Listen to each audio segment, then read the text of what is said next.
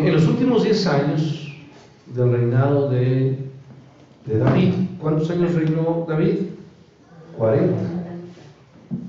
En esos últimos 10 años, David se dedicó a construir. ¿Qué construyó al final de su reinado? No, David no lo construyó. Él construyó su palacio. 10 años en construir. Siendo rey, imagínense, ¿tenía dinero para construirlo o no? El palacio de David fue impresionante. El problema es que le sucede muchas veces lo mismo que a nosotros. Empezó a construir su palacio y ya cuando lo iba a terminar dijo: oigan, yo estoy aquí en este palacio tan enorme y el arca detrás de unas cortinas. Y dijo: voy a construir un templo aquí al arca, porque el arca simbolizaba la presencia de Dios. Entonces, vamos al segundo libro de Samuel rápidamente, capítulo 7. Dice en el verso 2, dijo el rey, está platicando David con su asesor espiritual, que era Natán, el profeta Natán, ¿se acuerda? Él había sido su amigo durante muchos años. Natán fue el que lo confrontó contra su propio pecado, ¿se acuerdan? El que le dijo acerca de su pecado de adulterio con Betsabé. Y como fiel profeta de Dios, se acercó a él y dijo: Natán, mira, ahora yo vivo en casa de cedro, y el arca de Dios, ¿dónde está? Entre cortinas. ¿Sí está? ¿Me siguen? En el capítulo 7, versículo 2, segundo libro de Samuel, segundo libro de Samuel, lo voy a estar buscando el primero. Lo que David tenía en mente le pareció bien a Natán, y entonces Natán rápidamente, fíjense, siendo él profeta de Dios, se le fueron, como dirían, se le botó la canica, se emocionó y dio el visto bueno, por así decirlo. Me acuerdo de ese visto bueno cuando dan el visto bueno a algunas cosas que no se deben dar visto bueno, ¿no? Verso 3 dice: Natán dijo al rey: anda y haz que todo lo que está en tu corazón, porque Jehová está contigo. A ver, hermanos, si es bueno consultar a hermanos, quizá el pastor, algún hermano de la iglesia, pero el que siempre tiene que consultar es a quién, hermanos. A Dios. Y le dices primero: Dios, ayúdame, dame sabiduría en qué tengo que hacer, cómo lo tengo que hacer, y pon hermanos que me ayuden y me aconsejen. Porque Natán se emocionó y le dijo: hazlo, Dios está contigo. Sin embargo, Natán debió haber consultado, como David debió haber consultado a Dios, porque Dios tenía en mente algo más que ninguno de los dos había percibido. A ver, ¿era malo construir un templo para Dios? No. Sin embargo, hay cosas buenas que queremos hacer, pero las tenemos que poner ¿en qué? En manos de Dios.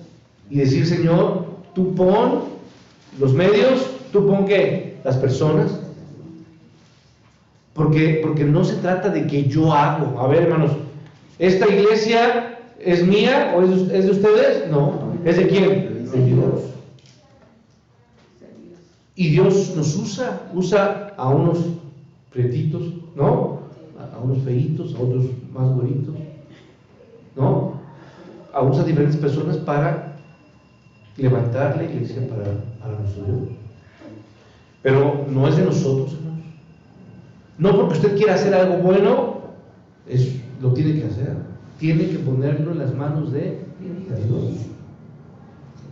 Él dirá cómo, Él dirá cuándo. Yo sé que quisiéramos hacer muchas cosas, pero tenemos que poner en las manos de Dios para que Él dirija nuestros pasos y a otras personas que nos van a auxiliar al servicio.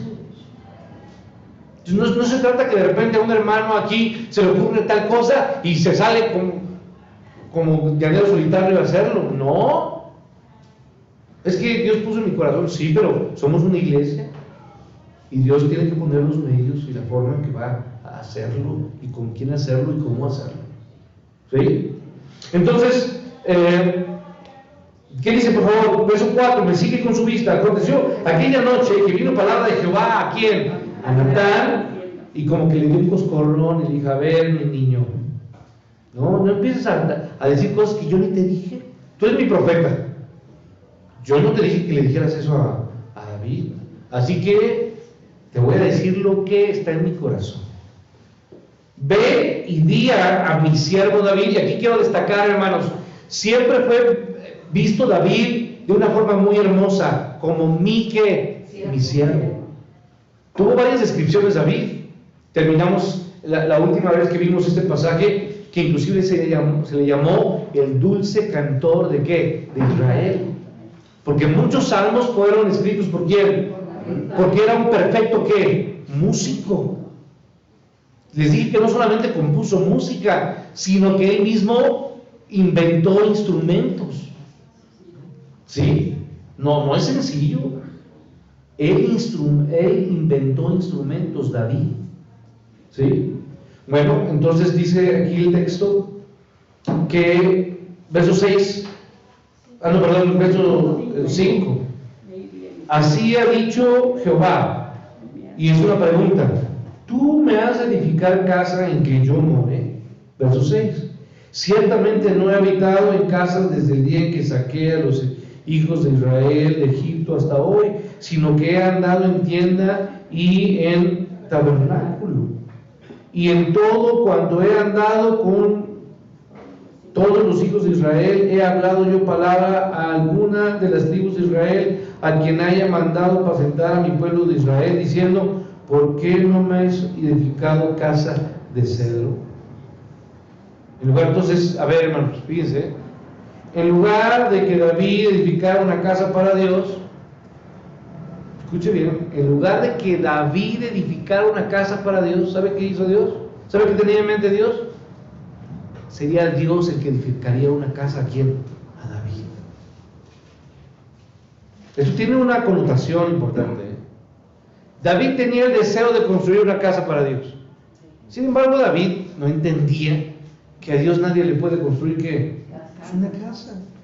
Y entonces más bien Dios dijo: no, mi niño, yo soy el que va a construir una casa para ti y para tu descendencia.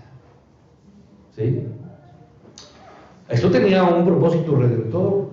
En esa casa de descendencia, ¿quién iba a estar, hermanos? Jesucristo. ¿Sí? Entonces, verso 8, por favor, sígame. Ahora pues dirás así a mi siervo David, le dice a Natán: así ha dicho Jehová de los ejércitos, yo, ¿qué hice? Yo te tomé, ¿de dónde? Del redil de las ovejas. Está diciendo, a ver, David no tenía ningún, a ver aquí, hermanos, no tenía ningún cargo, era un donadie, ¿me explico? Sí. Pastores en ese tiempo, ¿cuántos existían, hermanos? Muchísimos. David era un chamaco mocoso, como diríamos, ¿sí? Que andaba ahí como un pastor. Era el último de los hijos de Isaí, ¿no? Sí. Sin ninguna otra connotación, ni estudiado, ni reconocido, ni nada. Pero es ahí donde Dios nos toma, cuando no somos nadie, y nos recoge de yo te tomé de allí. ¿Sí? Y entonces dice, siga con su vista: te tomé del redil, de detrás de las ovejas, para que fueses ¿qué? Príncipe sobre mi pueblo, sobre Israel. Ahora, hermanos, esto lo hizo con David, amén, pero lo hizo también ¿con quién? Con usted y conmigo. No éramos nadie, y Dios nos ha hecho ¿qué, hermanos? Príncipes. Porque un día reinaremos ¿con quién, hermanos? Con Dios, con el Señor. Esto es algo que nos debe de llenar de alegría. Por eso en la mañana yo decía, hermanos, saque de su cabeza esas ideas de que la gente le debe a usted cosas, porque si no, usted solamente va a estar guardando resentimiento en su corazón y enojo. Entonces dice aquí: yo te he puesto por príncipe sobre Israel. Verso 9, y lo más hermoso, ¿qué he hecho? Yo he estado ¿con quién? Contigo en todo cuanto has andado, y delante de ti he destruido a algunos enemigos. a todos tus enemigos y te he dado ¿qué? Nombre grande como el nombre de los grandes que hay en la tierra. Además, ¿qué hice? Yo fijaré lugar a mi pueblo Israel y lo plantaré para que habite en su lugar y nunca más será que removido, ¿sí? Ni los inicuos le aflijan más como al principio. Verso 11, por favor. Desde el día en que puse jueces sobre mi pueblo Israel, y a ti te daré que descanso de todos tus enemigos. Asimismo Jehová te hace saber que Él te hará. A ver, hermanos, los planes que Dios tiene para nosotros son más grandes de lo que nosotros tenemos, ¿o no? Muchísimo. Sí. Ahí está el pobre David queriendo construir casa cuando no entiende que quien le iba a construir la casa era Dios a David. Dios siempre tiene, tus pensamientos son unos, pero mis pensamientos están mucho más allá de eso. Dios ha sido bueno con nosotros, amén, hermanos. Él ha sido bueno. Él ha sido bueno. Yo plantaré y nunca será removido, ni los inicuos le afligen más como al principio. Qué hermosa palabra. ¿El nombre de David se hizo grande o no, hermanos? Sí. Hay mucha gente que no sabe y está en las mañanitas que cantaba ¿quién? Y ni siquiera sabe. Cuando suceda eso, les voy a decir, a ver, voy a hablarles de David. Y usted comienza su mensaje ahí, en pleno, ¿no? Pues para ponernos decirles, a ver, quiero platicarles algo breve de David, pero dígales algo. Hay muchas oportunidades para hablar. Bueno, estos versículos, hermanos, nos narran la promesa del pacto irrevocable, incondicional para David y de su casa. Ahí en lo que leímos parecería que no, pero el último versículo dice, y Él te hará, dice, casa, te hará casa, ¿no? Ahora, vamos a regresar a nuestro texto, Lucas 1, verso 70, regresamos al pasaje y nos ubicamos en esto. Dice la palabra de Dios del versículo 70 que habló por boca de ¿quién? De sus profetas, ¿no? ¿De qué habló? Pues respecto al pacto. ¿Al pacto con quién? Con David.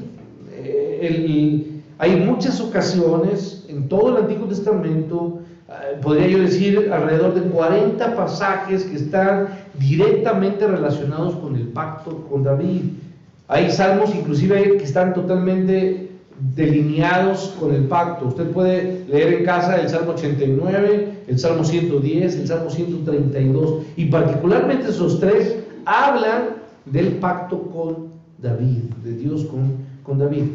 Pero no solamente está en los salmos, repito ahí, dice ahí de boca de los que profetas. Uno de los más grandes profetas es ¿quién? Isaías. Isaías tiene mucho que decir en cuanto al futuro del reino davídico que iba a ser gobernado por el Mesías, de acuerdo a la profecía de Isaías. Voy a hacer un resumen porque no tengo tiempo de explicar todo lo que Isaías nos dice del reino davídico, que está ahí en el libro de Isaías, y voy a hacer este resumen. Primero, el Señor en el reino davídico, en este reino que está prometido ahí, el Señor restaurará al remanente fiel de Israel a la tierra que a fin ha de habitar el reino. También el Mesías derrotará a todos los enemigos de Israel y proveerá protección para su pueblo Israel. Hermanos, esto es algo que va a ser real. A ver, hermanos, ¿Isaías fue antes de David o después de David? Después. Entonces está hablando de un reino que futuro. No podía estar hablando del reino real de David, porque David ya había muerto. Es algo que sucederá. Y en ese reino de David va a ser restaurado el reino de Israel. Va a vencer a todos los enemigos de Israel. Hoy hay enemigos de Israel o no? Sí. Pues está en guerra, ¿no? Con Hamás, ¿no? O sea, el reino de Israel va a disfrutar de gran prosperidad en muchas maneras. La ciudad de Jerusalén será levantada y será la ciudad principal a nivel mundial. Es lo que va a pasar. Israel será el centro de la atención mundial y su misión de esta ciudad será glorificar al Señor. No va a ser levantada, como muchos judíos creen, como el centro económico y poderoso. No, será la ciudad donde sea glorificado el nombre de ¿quién? De Dios. Qué hermoso, ¿no? Yo sí quiero ir a Jerusalén, ahorita porque no he juntado mis pesos, pero a lo mejor ya Dios me proveerá cuando estén todos. Bueno, no sé si me toque, ¿verdad? Pero sería bueno ir a Jerusalén. Los que han tenido la bendición de ir a Jerusalén, bueno, no se comparará la Jerusalén que será esta, el centro mundial de adoración a Dios. Los gentiles recibirán bendición a través del pueblo fiel, porque, ojo hermanos, hoy los judíos, muchos están peleados con ¿quiénes? Con los gentiles. No han entendido que el pueblo de Dios fue bendito, pero para hacer bendición ¿a quiénes? A todas las naciones. Entonces, el pueblo de Israel será de gran bendición a todos los gentiles. ¿Sí? La nación de Israel será de bendición a cada pueblo y a cada nación. La paz y la justicia mundial prevalecerán bajo el gobierno del príncipe de paz. Las condiciones morales y espirituales del reino llegarán a su plano más grande desde la caída de Adán. O sea, hoy nuestras sociedades, hermanos, moralmente van ¿en qué? En picada. Pero en el momento del reino, la moral más alta después de la caída de Adán se vivirá en este reino del Mesías. ¿Sí? El liderazgo del gobierno será perfecto porque estará bajo el mando de ¿quién? Del Mesías. Y entonces habrá justicia y habrá paz y habrá verdad en ese reino. La justicia prevalecerá cuando el rey juzgue constantemente o rápidamente el pecado. Ahora, hermanos, cuando hay un delito, ¿cuánto tiempo a veces se tarda para que el culpable pague su culpa? Muy, hermanos. Abren la carpeta, una carpeta, 2 carpetas, 3 carpetas, 20 carpetas, y ya casi cuando tiene 80 años el culpable, pues lo quieren meter, ¿no? Si no, que le preguntan a la maestra, que ya mejor la sacaron, ¿no? Pues ya qué, ¿no? ¿Hay justicia expedita en nuestro país? ¿En los gobiernos, hermanos? No la hay. Pero en el gobierno de este reino davídico será inmediata. ¿Sí? Entonces los hombres disfrutarán de larga vida. Fíjense, es una promesa que está ahí. Hoy la edad de un promedio de un hombre, ¿de cuánto es? De 80 años más o menos, ¿no?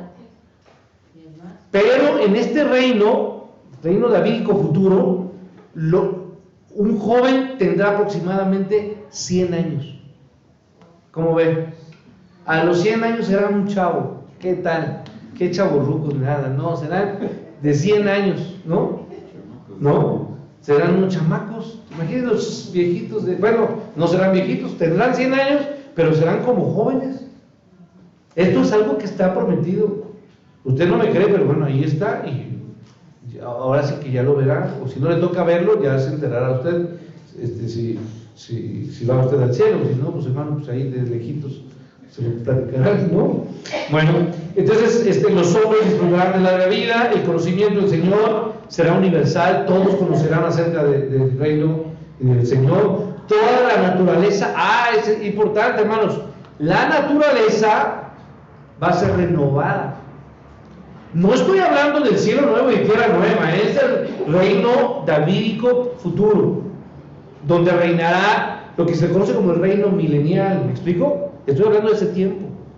Pero la naturaleza será renovada. Van a haber unos quizá animales distintos o cosas distintas de la naturaleza, pero va a ser renovada, hermosa. Si la naturaleza es hermosa, pues va a estar más hermosa en el reino milenial. ¿Sí? Entonces, los animales salvajes, ¿cómo van a ser? Usted va a entrar, si yo estuviera a mi casa y lo voy a recibir aquí con un oso y un dinosaurio, pero es un león. Pásale, menino, vente chiquito aquí se me sienta. Y usted dice, tranquilito, porque los animales salvajes estarán en paz. Bueno, se dice que el león, ¿con quién va a dormir? Con el cordero. Ahí van a estar echaditos los dos. El león no va a querer comérselo, ni el cordero le va a dar unos picotones. Van a estar ahí. Los niños, ¿con qué van a jugar los niños? Con serpientes venenosas. Ahí va a estar. Nada de que no lo toques. No, mijo, no se preocupe. Aquí las serpientes son amigas de los niños. ¿Me explico? No hay problema. Hermanos, esto está en la palabra de Dios. Eso sucederá en el reino milenial. Y bueno, lo más hermoso, la tristeza y el llanto que no van a existir. Ahora, lo más hermoso es que finalmente, después de este reino milenial, le seguirá un reino que eterno. Obviamente va a haber la pauta que está apocalíptica, pero esto es algo que viene, hermanos, y esto es lo que el profeta o los profetas hablaron acerca del reino de David. Pero voy a terminar porque el tiempo se me acaba. Verso 71, rápidamente. El cumplimiento del pacto. Cumplimiento del pacto. Primero vemos el pacto, la promesa de ese pacto, de cómo va a ser con David y este reino hermoso futuro del reino davídico. Pero ahora vemos en el verso 71 que habrá, hermanos, salvación de nuestros enemigos y de la mano de todos los que nos aborrecieron. A ver, hermanos, termino con ese punto. Al igual que muchas predicciones del Antiguo Testamento, la promesa del Señor a David era una. Estoy en el segundo libro de Samuel, voy a terminar, verso 12 del capítulo 7. Segundo de Samuel, capítulo 7, verso 12. Lo lee conmigo, por favor. Dice: y cuando tus días sean cumplidos y duermas con quién, con tus padres, yo levantaré después de ti a uno de tu linaje, el cual procederá de tus entrañas. ¿Y qué dice ahí? Y afirmaré su reino.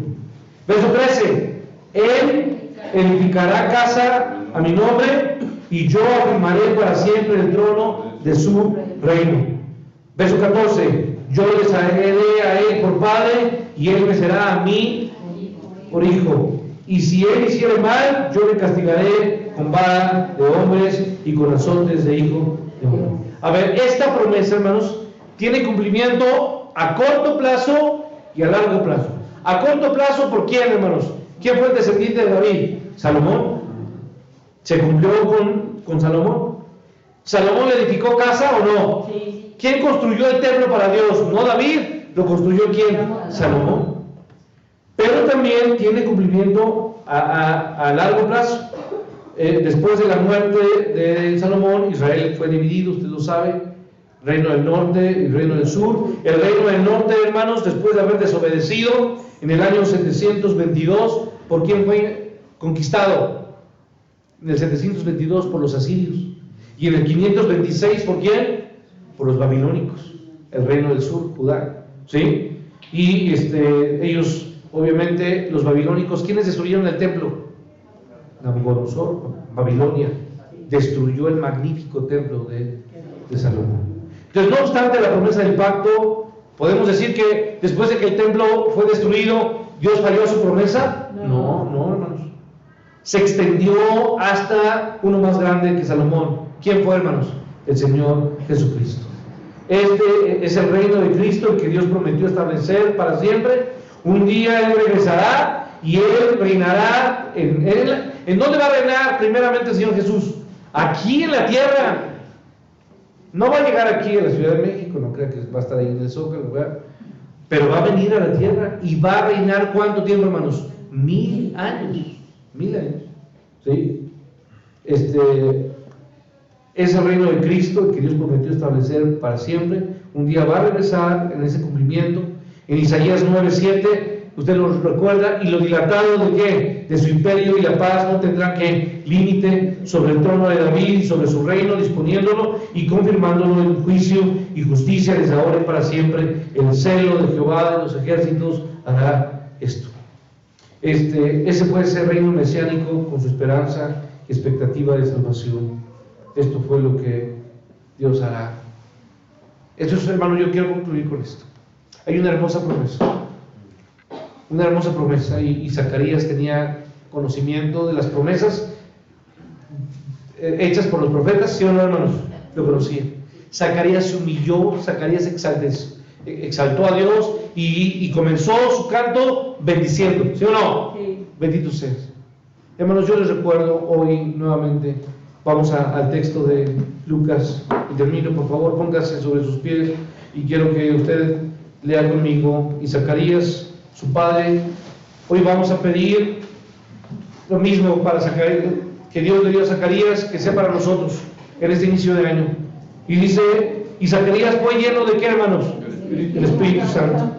Y entonces, ¿qué hizo, hermanos? Profetizó diciendo, bendito el Señor Dios de Israel, porque has visitado y has efectuado redención a tu pueblo. Hermanos, lo que tengo que decirles, y hoy nosotros tenemos que orar: Señor, lléname de tu Espíritu y bendice. Señor, seas bendecido y bendito tú, Señor Dios de Israel, porque nos has visitado. Padre, te doy gracias por este tiempo en el que nos has permitido meditar en tu palabra. Y yo, Señor, solamente te pido que nos llenes de tu Espíritu en este año. Y te pido, Padre, que tú y nuestra boca pueda ser instrumento para bendición. Queremos confiar en tu promesa y en esa hermosa cumplimiento de ese pacto, Padre, a tu Hijo David. Queremos, Señor, que tú vengas y reines. Ese reino milenial que después de un término, Padre, se convertirá en un reino eterno, ya no aquí más en la tierra, sino en un cielo nuevo y en una tierra nueva. Padre, confiamos en esto y confiamos en que, Padre, tú usarás nuestra vida para este año para ser de bendición y para bendecir. Bendice a nuestros hijos, bendice a nuestros padres, bendice a nuestra iglesia, bendice a nuestro matrimonio. Señor, haznos hijos, que, Padre, con todo tu Espíritu seamos llenos de poder, confiando en que nuestro Salvador ha sido levantado y tu palabra ha cumplido fielmente tus promesas. Y hoy confiamos en que un día tú, Señor Mesías, vendrás y edificarás tu reino. Te alabo y te bendigo, Padre.